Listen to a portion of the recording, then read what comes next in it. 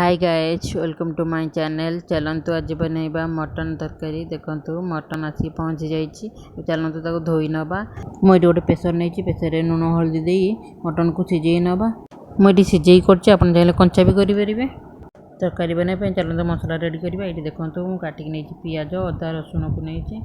चलते आर गोटे पेस्ट बनईना सबको बाटी नहीं। देखो ये पियाजर पेस्ट रखी, अदा रसुण पेस्ट, टमाटर प्योरी बा टमाटर पेस्ट को रखी। गोटा मसला रखी, लवंग डालचीनी गोलमरीच गुजराती और तेजपत्र और किसी कटा पियाज भी रखी। देखो ये मटन टी आम सीझी जाइए। चलतु आलू टी भाजी नवा। ये कड़ईटी नहीं, कड़ईटी गरम हो गलानी तेल को देदेव। आलू पकई भल भाव भाजी नवा। देखो आलू टी भाजी गलानी गोटे प्लेट को काढ़ी सेम तेल आउ किसी तेल दे चलते मसला कषा। तेल गरम हो गलानी ये गोटा मसला को देदेवी। काटिक रखिए पियाज को दे भल भाव भाजी ने। देखो पियाज टी भाजी गलानी ए बाटिक रखिए मसला को देदेव।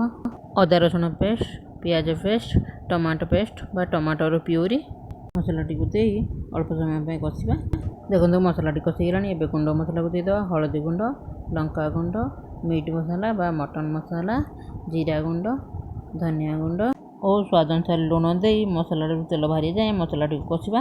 देखो मसला टी कषि गलानी ए भाजी रखि आलू को दे आलू को मसला सागे भल भाव मिसई नवा।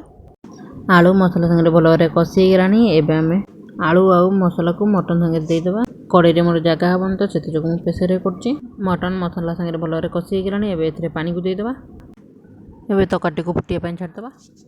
पूरा रेडी। एबे गरम मसला को देदेबा। मोर रेसिपी जदि आप भल लगी निश्चय शेयर लाइक कमेंट सब्सक्राइब करेंगे। Thank you.